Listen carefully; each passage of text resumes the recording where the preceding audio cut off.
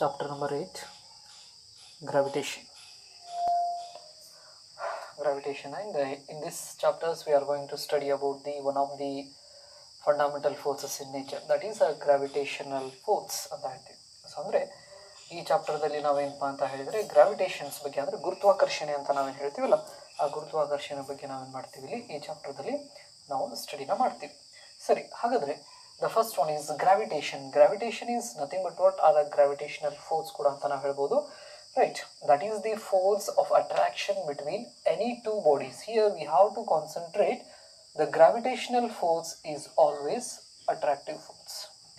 Gravitational force ಅನ್ನೋದೇನಪ್ಪ ಅಂತ ಹೇಳಿದ್ರೆ attractive force ಅಂತ ನಾವು ಕರೀಬಹುದು. ಹಾಗಾದ್ರೆ this gravitational force is exist between the two bodies ಅಂತ ನಾವು ಕರೀಬಹುದು. Two bodies in the universe by virtue of their masses. The virtue of their masses ಅಂತ ಹೇಳಿದ್ರೆ the gravitational force is exist between the two particles. ಇಲ್ಲೊಂದು particle ಇದೆ, ಇಲ್ಲೊಂದು particle ಇದೆ ಅಂತ ಹೇಳಿದ್ರೆ, right, these two I and B are the two particles. In between there is a distance between the two particles. ಅದಕ್ಕೆ ನಾವು D ಅಂತ ಕರಿಬಹುದು, R ಅಂತ ಕರಿಬಹುದು, where D stands for the distance between the two particles. ಹಾಗಾದ್ರೆ ಇವಕ್ಕರ ಮಧ್ಯೆ ಒಂದು force ಇರ್ತೈತಿ, ಅದಕ್ಕೆ ನಾವೇನಂತ ಕರಿತೀವಿ, ಗ್ರಾವಿಟೇಷನಲ್ ಫೋರ್ಸ್ ಅಂತ ನಾವು ಕರಿತೀವಿ. That is FG, where G stands for gravitational, F stands for force. ಹಾಗಾಗಿ ಇದನ್ನು ನಾವೇನಂತ ಹೇಳ್ತೀವಿ, ಗ್ರಾವಿಟೇಷನಲ್ ಫೋರ್ಸ್, FG ಅಂತ ಕರೆದ್ರೆ ಗ್ರಾವಿಟೇಷನಲ್ ಫೋರ್ಸ್. ರೈಟ್. ಸೊ ಹಾಗಾದ್ರೆ this force is exist between the two particles ಅಂತ ನಾವು ಕರಿಬಹುದು. ಓಕೆ, ಇದಕ್ಕೆ ನಾವು ಏನಪ್ಪಾ ಅಂತ ಹೇಳಿದ್ರೆ, ಈ ಗ್ರಾವಿಟೇಷನ್ಸ್ ಬಗ್ಗೆ ಜಾಸ್ತಿ ಸ್ಟಡಿ ಮಾಡಿದವರು ನ್ಯೂಟನ್ಸ್ ಆಗಿರೋದ್ರಿಂದ ನಾವೇನಪ್ಪಾ ಅಂತ ಹೇಳಿದ್ರೆ ಇಲ್ಲಿ ಈ ನ್ಯೂಟನ್ಸ್ ಲಾ ಆಫ್ ಗ್ರಾವಿಟೇಷನ್ಸ್ ಅಂತ ಕೂಡ ನಾವು ಹೇಳಿ ಕರಿಬಹುದು. ಇವಕ್ಕರ ಮಧ್ಯೆ ಏನು ಫೋರ್ಸ್ ಏನಿದೆಯಲ್ಲ, ಈ ಫೋರ್ಸಸ್ ಬಗ್ಗೆ ನಮ್ಗೆ ತಿಳಿಸ್ಕೊಟ್ಟವ್ರು ಯಾರು, ನ್ಯೂಟನ್. ಹಾಗಾಗಿ ನಾವೇನಪ್ಪಾ ಅಂತ ಹೇಳಿದ್ರೆ ನ್ಯೂಟನ್ಸ್ ಲಾ ಆಫ್ ಗ್ರಾವಿಟೇಷನ್ ಅಂತ ನಾವು ಹೇಳಿ ಕರಿತೀವಿ. ಅದಕ್ಕೆ ಇನ್ನೊಂದು ಹೆಸರು ಕೂಡ ಇದೆ, that is the universal law of gravitation. Right, let's study the universal law of gravitation. Universal law of gravitation. Universal law of gravitation ಅಂತ ನಾವು ಹೇಳಿ ಕರಿತೀವಿ. ಇದಕ್ಕೆ ಇನ್ನೊಂದು ಹೆಸರು ನ್ಯೂಟನ್ಸ್ ಲಾ ಆಫ್ ಗ್ರಾವಿಟೇಷನ್ ಕೂಡ ಅಂತ ನಾವು ಹೇಳಿ ಕರಿಬಹುದು. ಹಾಗಾದ್ರೆ what I did, we consider the two masses m1 and m2, right, m1 and m2, where m1 and m2 are the two masses. m1 and m2 are two masses,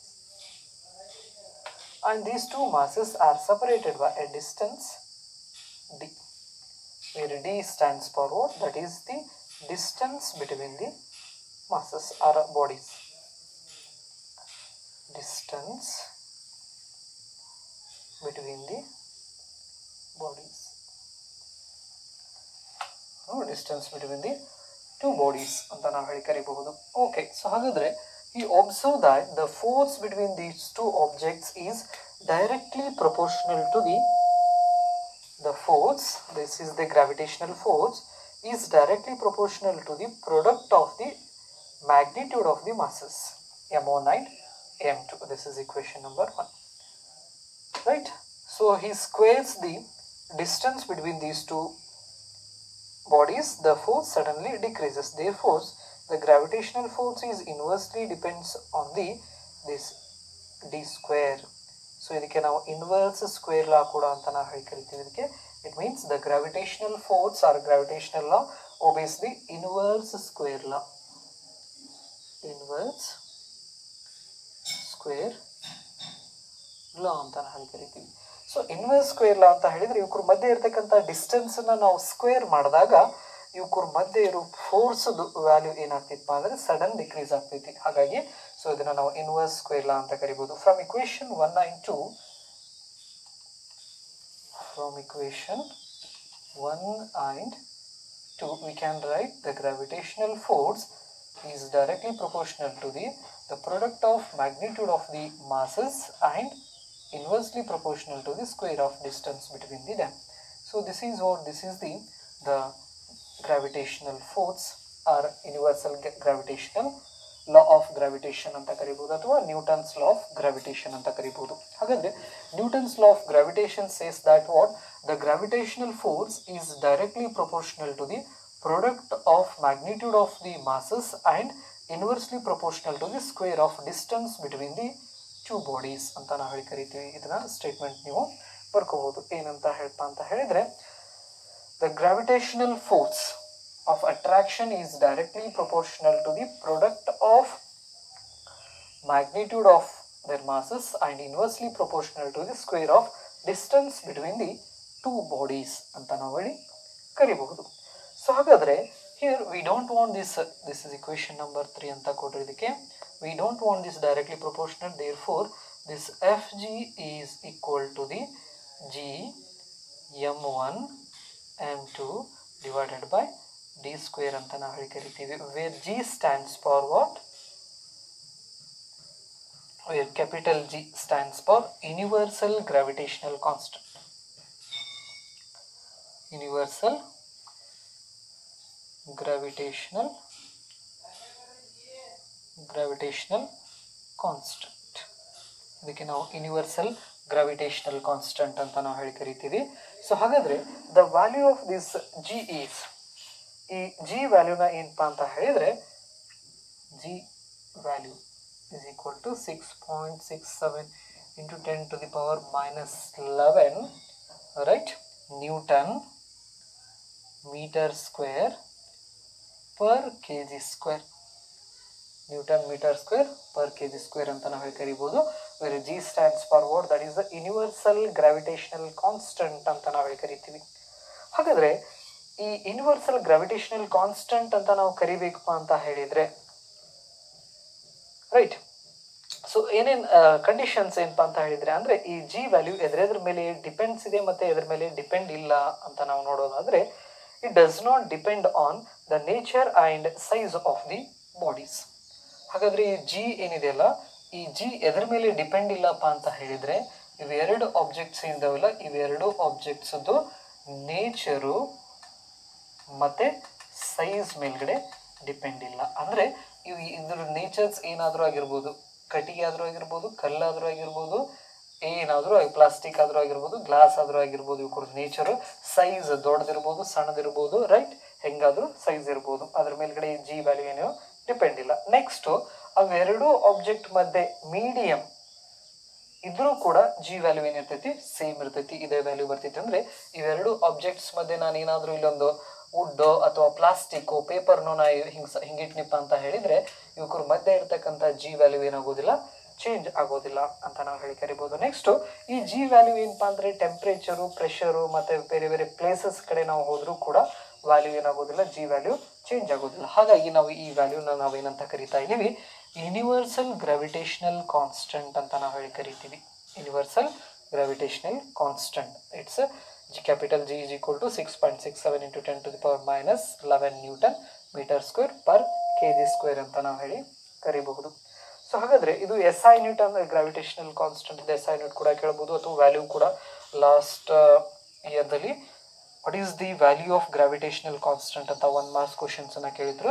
that is 6.67 into 10 to the power minus 11 Newton meter square per kg square. Next ಇದ್ರದ್ದು dimensional ಫಾರ್ಮುಲಾನ ಕೇಳಿದ್ರಪ್ಪ ಅಂತ ಹೇಳಿದ್ರೆ, m to the power minus 1, m to the power minus 1, l to the power 3, t to the power minus 2. So this is what, this is the dimensional formula of this gravitational constant, and its value is determined by the scientist Cavendish in the year of 1798. So ಅಂದರೆ ಈ gravitational value ಏನಿದೆಯಲ್ಲ, ಈ gravitational ವ್ಯಾಲ್ಯೂಸನ್ನ ಏನಪ್ಪ ಅಂತ ಹೇಳಿದ್ರೆ experimentally determine ಮಾಡಿದವರು ಯಾರು ಅಂದರೆ ಕ್ಯಾವೆಂಡಿಶ್ ಅನ್ನೋ ಸೈಂಟಿಸ್ಟು. ಯಾವ ವರ್ಷದಲ್ಲಿ ಅಂದರೆ 1798ರಲ್ಲಿ ಇದರ ವ್ಯಾಲ್ಯೂನ ಎಕ್ಸ್ಪೆರಿಮೆಂಟಲ್ಲಿ ಏನು ಮಾಡಿದ್ರು, ಅವರು ಡಿಟರ್ಮೈನ್ ಮಾಡಿದರು. ಹಾಗಾದರೆ ಈ ಜಿ ವ್ಯಾಲ್ಯೂ ಎದ್ರ ಮೇಲೆ ಡಿಪೆಂಡ್ ಇಲ್ಲ, ನೇಚರ್ ಮತ್ತು ಸೈಜ್ ಮೇಲೆ ಡಿಪೆಂಡ್ ಇಲ್ಲ. ನೆಕ್ಸ್ಟ್, ಇವೆರಡು ಆಬ್ಜೆಕ್ಟ್ ಮಧ್ಯೆ ಇರ್ತಕ್ಕಂಥ ಮೀಡಿಯಂ ಮೇಲ್ಗಡೆ ಡಿಪೆಂಡ್ ಇಲ್ಲ. ನೆಕ್ಸ್ಟು ಟೆಂಪರೇಚರ್ ಇರ್ಬೋದು, ಪ್ರೆಷರ್ ಇರ್ಬೋದು, ರೈಟ್, ನೆಕ್ಸ್ಟ್ ಪ್ಲೇಸಸ್ ಇರ್ಬೋದು, ಅವ್ರ ಮೇಲ್ಗಡೆ ಜಿ ವ್ಯಾಲ್ಯೂ ಡಿಪೆಂಡ್ ಇಲ್ಲ. ಹಾಗಾಗಿ ನಾವು ಅದನ್ನು ಏನಂತ ಕರಿತೀವಿ, ಯೂನಿವರ್ಸಲ್ ಗ್ರಾವಿಟೇಷನಲ್ ಕಾನ್ಸ್ಟೆಂಟ್ ಅಂತ ನಾವು ಕರಿತೀವಿ. ಸೊ ಹಾಗಾದರೆ ದಿಸ್ ಯೂನಿವರ್ಸಲ್ ಗ್ರಾವಿಟೇಷನಲ್ ಕಾನ್ಸ್ಟೆಂಟ್ ವ್ಯಾಲ್ಯೂಸನ್ನು ನಾವು ಏನಪ್ಪ ಅಂತ ಹೇಳಿದರೆ ಡಿಫೈನ್ ಮಾಡ್ಕೋಬೇಕಂತ ಹೇಳಿದರೆ, right, if m1 is equal to m2 is equal to 1 kg and d is equal to 1 meter, then the gravitational universal gravitational constant, that is Fg, is equal to capital G 1 into 1 into 1. So hagadre the gravitational force is equal to the universal gravitational constant ಅಂತ ನಾವು ಹೇಳಿ ಕರಿಬಹುದು. ಯಾವಾಗ 1 kg ಮಾಸು, right, ಇದು 1 kg ಇರ್ಬೇಕು mass. Next ಇನ್ನು ಏನಿರ್ಬೇಕು, ಇದು 1 kg mass ಇರಬೇಕು. ಇವ್ರ ಮಧ್ಯೆ ಡಿಸ್ಟೆನ್ಸ್ ಎಷ್ಟಿರಬೇಕು, 1 ಮೀಟರ್ ಇದ್ದಾಗ ಇವೆರಡೂ ಆಬ್ಜೆಕ್ಟ್ಸ್ ಮಧ್ಯೆ ಏನು ಫೋರ್ಸ್ ಏನಿರ್ತಿತ್ತಲ್ಲ, ಆ ಫೋರ್ಸ್ದು ವ್ಯಾಲ್ಯೂನೇ ಏನಾಗಿರ್ತಿತ್ತು ಅಂದರೆ ಯೂನಿವರ್ಸಲ್ ಗ್ರಾವಿಟೇಷನಲ್ ಕಾನ್ಸ್ಟೆಂಟ್ದು ವ್ಯಾಲ್ಯೂ ಆಗಿರ್ತೈತಿ. That is equal to how much, 6.67 into 10 to the power minus 11 newton metre square per kg square ಅಂತ ನಾವು ಕರಿಬಹುದು. This is about the universal gravitational constant. ಎದಕ್ಕೆ ನಾವು ಯೂನಿವರ್ಸಲ್ ಗ್ರಾವಿಟೇಷನಲ್ ಕಾನ್ಸ್ಟೆಂಟ್ ಅಂತ ಹೇಳ್ತೀವಿ ಅಂದರೆ, ಅದ್ರ ವ್ಯಾಲ್ಯೂ ಏನಾಗೋದಿಲ್ಲಪ್ಪ ಅಂತ ಹೇಳಿದರೆ ಚೇಂಜ್ ಆಗೋದಿಲ್ಲ. ಏನೇನು ಚೇಂಜ್ ಆದರೆ, ನೇಚರ್ ಸೈಜ್ ಮತ್ತು ಅವೆರಡು ಪಾರ್ಟಿಕಲ್ಸ್ ಮಧ್ಯೆ ಇರ್ತಕ್ಕಂಥ ಮೀಡಿಯಮ್ಮು, ನೆಕ್ಸ್ಟು ಏನಪ್ಪ ಅಂತ ಹೇಳಿದರೆ ಟೆಂಪ್ರೇಚರು, ಪ್ರೆಷರ್ಸ್ ಇವು ಚೇಂಜ್ ಆದರೂ ಕೂಡ ವ್ಯಾಲ್ಯೂ ಜಿ ವ್ಯಾಲ್ಯೂ ಏನಾಗೋದಿಲ್ಲ, ಚೇಂಜ್ ಆಗೋದಿಲ್ಲ. ಓಕೆ, ನೆಕ್ಸ್ಟ್ ಹಾಗಾದರೆ ಈ ಫೋರ್ಸ್ ಅನ್ನೋದು ನಾವು ವೆಕ್ಟರ್ ಕ್ವಾಂಟಿಟಿ ಅಂತ ನಾವು ಹೇಳಿ ಕರಿತೀವಿ.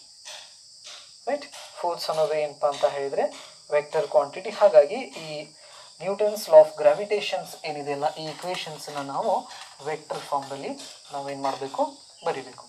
ಸೊ ಹಾಗಾದರೆ the vector form of gravitational force.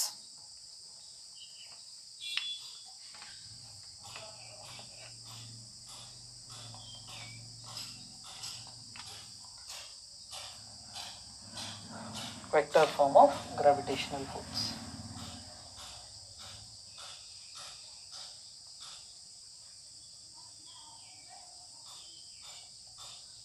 Gravitational force.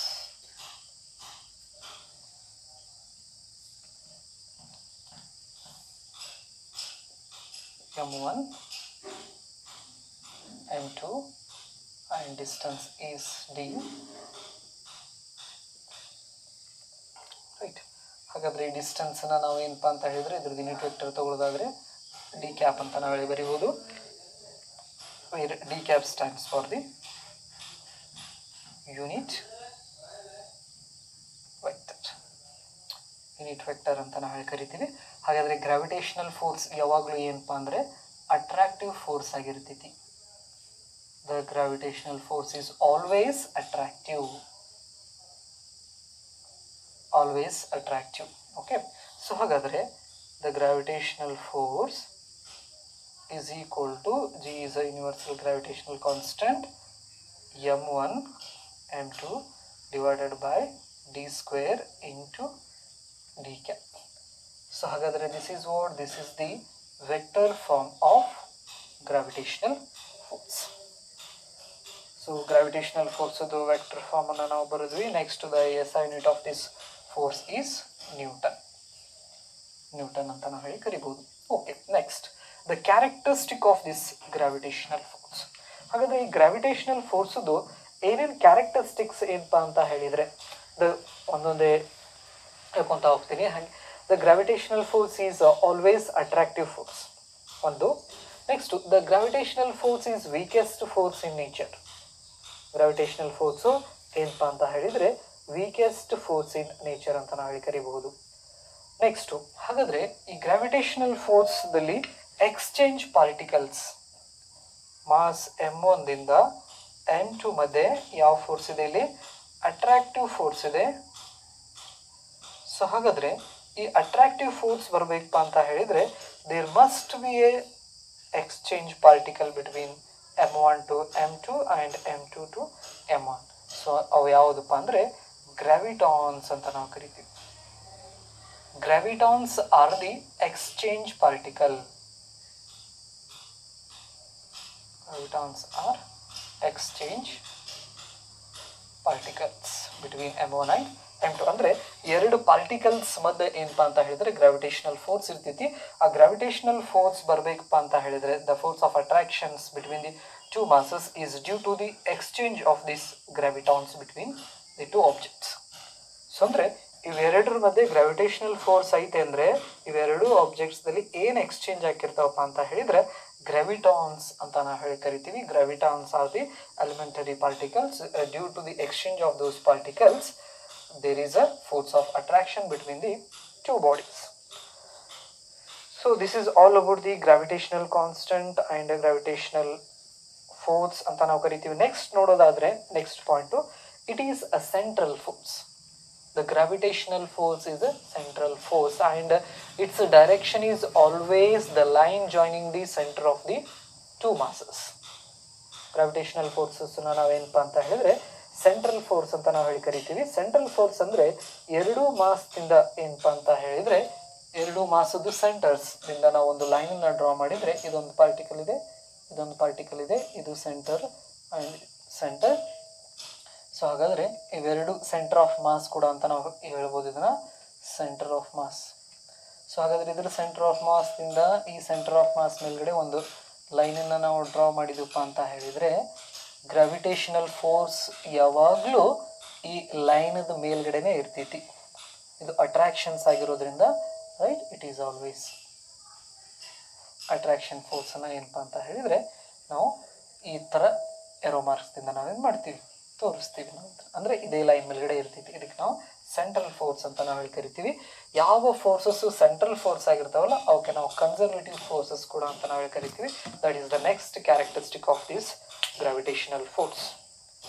Gravitational force is a conservative force anta na heli kariತೀವಿ. And this gravitational force is not depends on the medium between the two objects. Gravitational force ಅನ್ನೋದೇನಿದೆಯಲ್ಲ ಇವು ಎರಡು objects ಮಧ್ಯೆ ಇರತಕ್ಕಂಥ medium ಮೇಲ್ಗಡೆ ಏನಪ್ಪ ಅಂತ ಹೇಳಿದರೆ depend ಆಗಿರೋದಿಲ್ಲ. So once again I repeat the characteristic of this gravitational force. The first one is the gravitational force is always attractive. Second, it is the weakest force in nature. Third, exchange particles are gravitons. Fourth, it is a central force. Fifth, it is independent of the intervening medium. Next, it does not depend upon the presence of other bodies. Does not depend upon the presence of other bodies. Next, it is a field force. Gravitational force is a field force, that is action of a distance anta ನಾವು ಹೇಳ್ತೀವಿ. Next, gravitational force is a conservative force. So these are the characteristic of this gravitational force you have to remember. Next, ಈ gravitational constant ಬಗ್ಗೆ ನಾವು ಹೇಳೋದಾದರೆ ಈ gravitational ಕಾನ್ಸ್ಟೆಂಟ್ದು ಡೆಫಿನಿಷನ್ಸನ್ನು ನಾವೇನು ಹೇಳ್ಬೋದಪ್ಪ ಅಂದರೆ gravitational constant is numerically equal to the force of attraction between the two bodies of masses 1 kg and separated by a distance 1 meter. Already adana explanation na kotti nanu. Next, ಈ gravitational constant capital G ಅನ್ನೋದೇನಿದೆಯಲ್ಲ ಇದು ಎದರ ಮೇಲ್ಗಡೆ depend ಇಲ್ಲಪ್ಪ ಅಂತ ಹೇಳಿದರೆ nature and size of the bodies, nature ಮತ್ತು size ಮೇಲೆ depend ಇಲ್ಲ. Next, nature of the medium between the two bodies. Next, physical conditions such as temperature, pressure, etc. of surrounding medium. Therefore, the gravitational constant is called as universal gravitational constant anta ನಾವು ಹೇಳಿ ಕರಿಬಹುದು. Okay, right. The next concept is gravity. Gravity is nothing but what? That is the force of attraction exerted by the earth on the object. ಅದಕ್ಕೆ ನಾವೇನಂತ ಕರಿತೀವಿ? That is gravity ಅಂತ ನಾವು ಹೇಳಿ ಕರಿತೀವಿ. ಗ್ರಾವಿಟಿ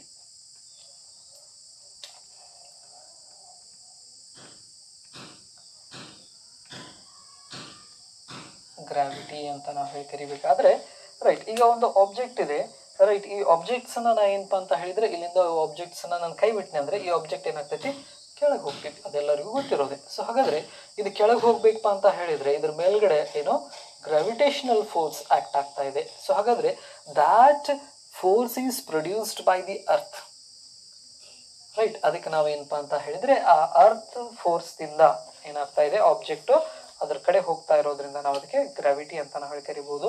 ಸೊ ಇದನ್ನ ಡೆಫಿನಿಷನ್ಸ್ ಹೇಳೋದಾದ್ರೆ it is the force of attraction. It is the force of attraction. It is the force of attraction exerted by the earth. Exerted by the earth. Exerted by the earth. By the earth on a body. ಇದಕ್ಕೆ ನಾವೇನಪ್ಪ ಅಂದರೆ gravity ಅಂತ ನಾವು ಹೇಳಿ ಕರಿತೀವಿ. Okay, so ಹಾಗಾದ್ರೆ let us consider this is the earth surface. ಇದೇನಪ್ಪ ಅಂದರೆ ಅರ್ತ್ ಸರ್ಫೇಸ್ ಅಂತ ನಾವು ಹೇಳಿ ಕರಿತೀವಿ. ಹಾಗಾದ್ರೆ ಇಲ್ಲಿಂದ ಒಂದು ಆಬ್ಜೆಕ್ಟ್ಸನ್ನು ನಾನು ಡ್ರಾಪ್ ಮಾಡಿದೀನಪ್ಪ ಅಂತ ಹೇಳಿದರೆ this object will accelerate. Initially ಇದ್ರ ವೆಲಾಸಿಟಿ ಕಡಿಮೆ ಇರ್ತೈತಿ, ಆಮೇಲೆ ಇದ್ರ ವೆಲಾಸಿಟಿ ಏನಾಕೊಂತ ಬರ್ತೈತಿ, ಜಾಸ್ತಿ ಹಾಕೋಂತ ಬರ್ತೈತಿ. ಸೊ ಹಾಗಾದರೆ ಇಲ್ಲಿ velocity increases with respect to time. ಅದಕ್ಕೆ ನಾವೇನಂತ ಕರಿತೀವಿ, ಎಕ್ಸಲರೇಷನ್ ಅಂತ ನಾವು ಹೇಳಿ ಕರಿತೀವಿ. ಒಂದು ಆಬ್ಜೆಕ್ಟ್ಸ್ನ ಇಲ್ಲಿಂದ ಕೆಳಗಡೆ ಬಿಟ್ಟನಪ್ಪ ಅಂದರೆ, ಕೆಳಗಡೆ ಬಿಟ್ಟು ರೆಸ್ಟ್ದಾಗಿಂದ ನಾನು ಬಿಟ್ಟನೆ ಅಂದರೆ ಇದ್ರ ವೆಲಾಸಿಟಿ ಏನಾಕೊಂತ ಹೋಗ್ತೈತಿ. ಇಲ್ಲಿ V1 ಇತ್ತು, V2 ಆಯಿತು, V3 ಆಯಿತು, V4 ಆಯಿತು. ಅಂದರೆ ವೆಲಾಸಿಟಿ ಏನಾಕೊಂತ ಹೋಗ್ತಾ ಇದೆ, ಇನ್ಕ್ರೀಸ್ ಹಾಕೋಂತ ಹೋಗ್ತಾ ಇದೆ. ಸೊ ಹಾಗಾದರೆ velocity increases with respect to time ಅಂತ ನಾವು ಹೇಳಿ ಕರೀದ್ರೆ that is rate of change of velocity is nothing but what, acceleration. ಹಾಗಾದರೆ the acceleration is happening due to the which force, gravitational force. Gravitational force. So ಹಾಗಾದರೆ the acceleration is due to gravitational force ಅಂತ ನಾವು ಹೇಳಿ ಕರಿತೀವಿ. ಹಾಗಾಗಿ ಇದಕ್ಕೆ ನಾವು acceleration due to gravity ಅನ್ನೋ ವರ್ಡನ್ನು ನಾವು ಕೊಡ್ತೀವಿ. ಆ ಎಕ್ಸಲರೇಷನ್ ಡ್ಯೂ ಟು ಗ್ರಾವಿಟಿನ ಎಕ್ಸಲರೇಷನ್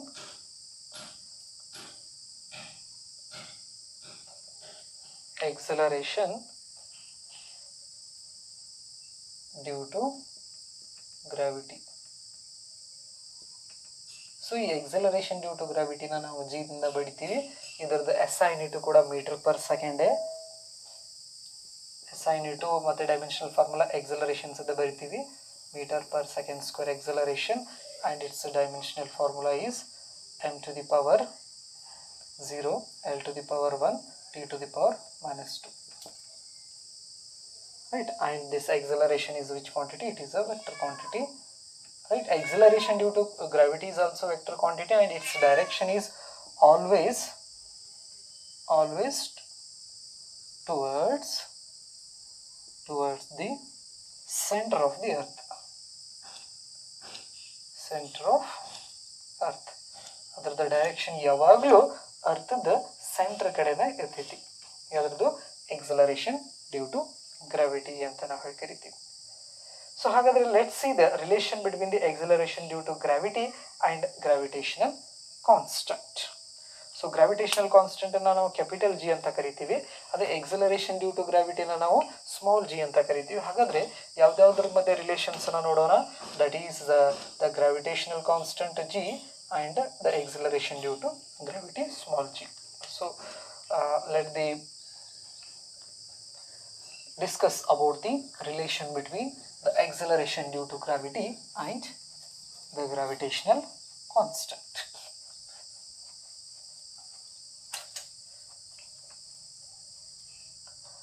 Okay, relation between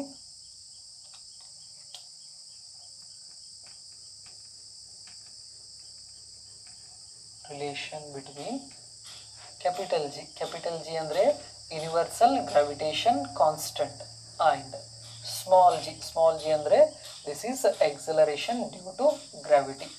ಹಾಗಾದರೆ ಇವಕ್ಕರ ಮಧ್ಯದ್ದು ಏನು ಮಾಡಬೇಕು, ನಾವೀಗ ರಿಲೇಷನ್ಸ್ನ ನಾವು ನೋಡಬೇಕು. ಓಕೆ, ಸೊ ಹಾಗಾದರೆ let us consider the earth. ಇದೇನಿದು ಅರ್ತು.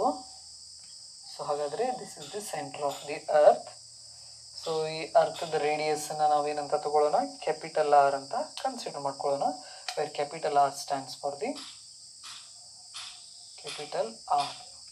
ಕ್ಯಾಪಿಟಲ್ R ಅಂದರೆ ಏನಿದು, radius of earth. Radius of earth. Right.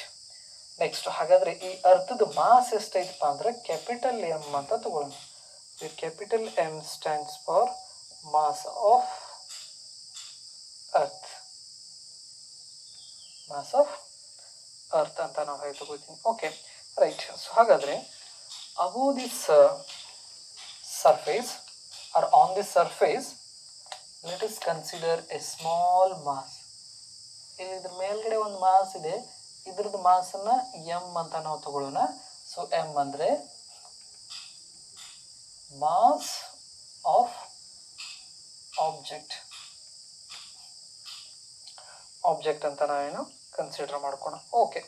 So ಹಾಗಾದರೆ according to the Newton's law of gravitation we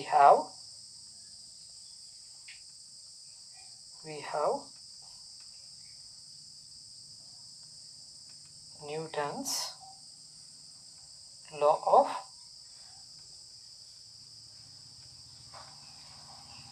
gravitation. So ಹಾಗಾದರೆ according to the Newton's law of ಗ್ರಾವಿಟೇಷನ್ಸನ್ನು ನಾವೇನಂತ ಬರಿಬೋದು? The gravitational force Fg is equal to the universal gravitational constant next to m1 m2 divided by d square ಅಂತ ಹಾಕಿದ್ವಿ. This is the general expression of the gravitational force. ಹಾಗಾದರೆ ಇಲ್ಲಿ m1 ಅಂತ ನಾವು ಹೇಳಿದರೆ ಏನು ಬರ್ಕೋಬೋದು? ಕ್ಯಾಪಿಟಲ್ ಎಮ್ ಅಂತ ಬರ್ಕೋಬೋದು. m2 ಅನ್ನೋದನ್ನು ನಾವು ಸ್ಮಾಲ್ ಎಮ್, ನೆಕ್ಸ್ಟ್ ಡಿ ಅನ್ನೋದನ್ನು that is the distance between the center of the earth and this is capital R ಅಂತ ನಾವೇನು ಮಾಡ್ಕೋಬೋದು? ಬರ್ಕೋಬೋದು. ಹಾಗಾದರೆ ಈ ಈಕ್ವೇಷನ್ಸನ್ನು ಹೆಂಗೆ ಬರಿಬೋದು ನೋಡ್ರಿ. ಈಕ್ವೇಷನ್ಸ್ ದ ಗ್ರಾವಿಟೇಷನಲ್ ಫೋರ್ಸ್ ನೀವು ಎಫ್ ಜಿ ಬರಿಬೋದು ಅಥವಾ ಎಫ್ ಬರಿಬೋದು. That is equal to G capital M small M divided by capital R square. ಸೊ ಹಾಗಾದರೆ ಕ್ಯಾಪಿಟಲ್ ಆರ್ ಸ್ಕ್ವೇರ್ ಅಂತ ನಾವು ಹೇಳಿ ಕರಿಬಹುದು. So but the weight of this object ಇದೇನಿದೆಯಲ್ಲ, ಈ ಆಬ್ಜೆಕ್ಟ್ದು ವೇಟನ್ನು ಹೆಂಗೆ ಬರಿಬೋದಪ್ಪ ಅಂತ ಹೇಳಿದರೆ, weight is nothing but what? That is the force ಅಂತಲೂ ಕೂಡ ನಾವು ಹೇಳ್ಬೋದು. Right. That is equal to weight is equal to mass into acceleration due to gravity ಅಂತ ನಾವು ಕರಿಬೋದು. But weight is equal to m g ಅಂತ ನಾವು ಹೇಳಿ ಕರೆದ್ರೆ. ಸೊ ಹಾಗಾದರೆ ಎಫ್ ಇದ್ದಲ್ಲಿ ಏನು ಬರಿಬೋದು ನಾವೀಗ? M small m mass of the object and small g, where small g stands for acceleration due to gravity. Therefore this is equal to capital G capital M small M divided by capital R square. ಏನೇನು cancel ಆಗ್ತೈತಿ? Small m cancel ಆಯ್ತು ಅಂದರೆ the g is equal to right universal gravitational constant capital M divided by R square. Assign it is meter per second square. So however this gives the relation between acceleration due to gravity and universal gravitational constant ಅಂತ ನಾವು ಹೇಳಿ ಕರಿಬಹುದು. Okay. and this universal gravitational constant value ನಮ್ಗೆ ಗೊತ್ತಿದೆ. that is 6.67 into 10 to the power minus 11 Newton meter square per kg square. Okay. And small g stands for what? That is the acceleration due to gravity. In the next sections we will discuss about the acceleration due to gravity at a point above the surface and below the surface of the earth.